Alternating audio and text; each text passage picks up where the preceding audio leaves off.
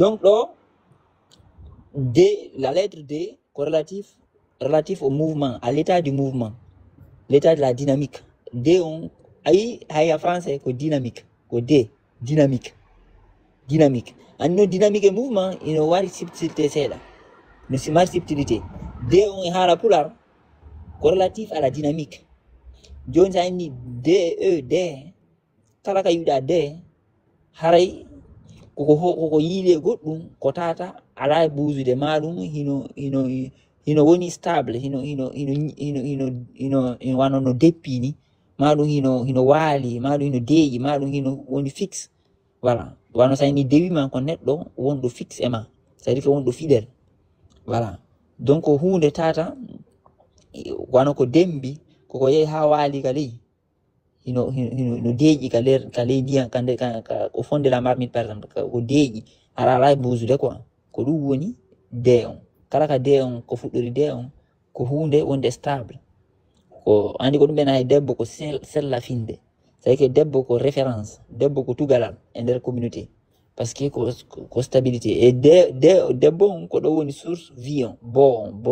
vion bon ko don gurna na jodi. Voilà. D on ko dynamique stable. Do on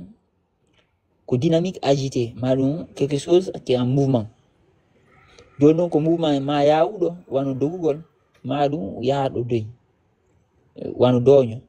madum doy. Madum dongal. Andi sa bi dongal haray c'est-à-dire que ida dildude. Ida mouvement. Parce que ça bi c'est dongal no artérie idée ko woni sottude yahude parce que ata dongal daroda voilà dongal normalement haray ça bouge donc do on ko contraire et d on da on ko tajugol dynamique on landingol dynamique on stoppugol mouvement on waro daral adde baldi ha don darodo c'est ni adarike c'est adarike c'est-à-dire que par exemple da yawde da fuki nokko ar hanu go daroda madum immoda daroda andi sa ay biki adarike c'est-à-dire que ay maniki haray goddum mais immoda non tum hakimaki sans par exemple stop à mouvement oui voilà donc daon corrélatif et hapu tajugol mouvement c'est-à-dire que dan coupugol mouvement fokitno. Oui, c'est ni dawi, ça veut dire que par exemple si mi ari do hebi rendez-vous mi ari law joni inna mi dawi argol c'est-à-dire que mi ari ha don mi darike parce que l'air ne yonali taw donc mouvement angon taji don parce que mi fuddike trop tôt. Oui, ko dawi no dawi sabo seeda no dawi donc da on toujours koko yili e darnugol goddum e darnugol ko élan ƴettaɗo di on koko yili e fuɗɗagol dynamique on memminagol immina wono dillugol andi haɗa calme haɗa deeƴi a dilli c'est-à-dire que a memminike wayi dilli dikkagol ko fuɗɗagol jiidagol dille c'est-à-dire que hunde arore memminorema c'est-à-dire que hunde arore memminore mouvement waɗore yaha nokkeli goo piiji waɗa joni kala ka diyo woni c'est-à-dire que hara ɗa fuɗɗade ɗa fuɗɗa ko commencement ɗa fuɗɗade dynamique ono fuɗɗade da on kala ka woni haray ko dynamique on ida taƴude mo ida ɗanninde dynamique on kala ka dow o woni donc haray no wodi haray mouvement on haray no wodi mouvement haray dynamique on ko himo mo wuuri en fait donc d on hino lutodiri no woni opposé do on parce que d on haray dynamique on ko stagnant ko fixe ko posé nokko no gotum d on ko opposé do on da on ko opposé di on hunde fop ko noneji nayi mari andi do ko état stable on do ko état dynamique état en mouvement on do ko état d'arrêt on do ko état initial on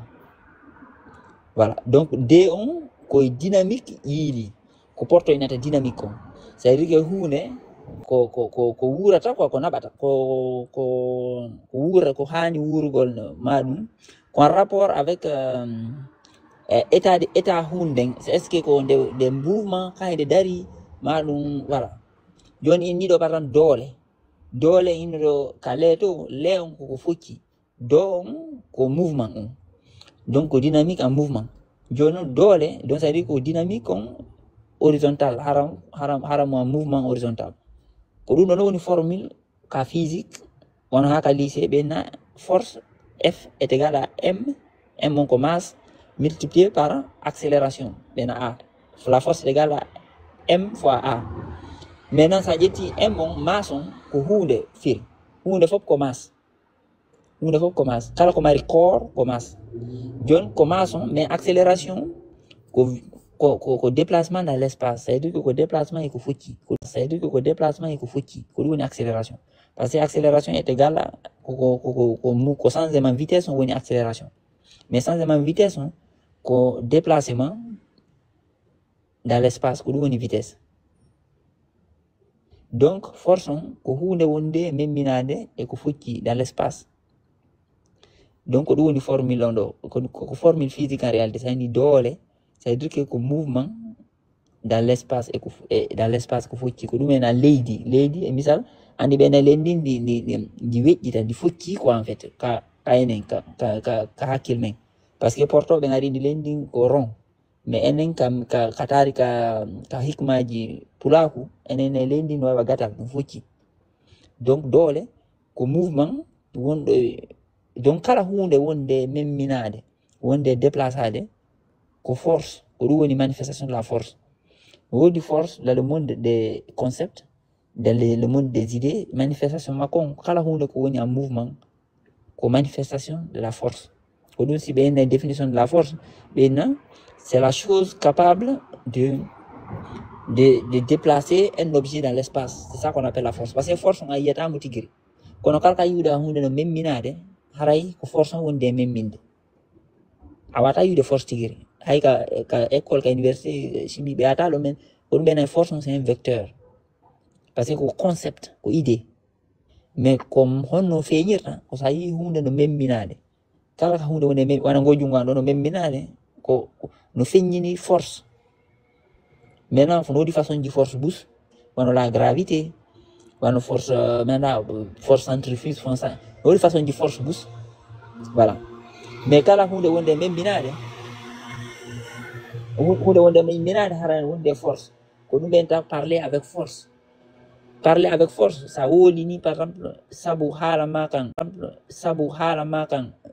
provoquer yimbe wadu piiji andi am miniri be hala makan ko dum woni la force de la parole voilà kala ko way memminde hunde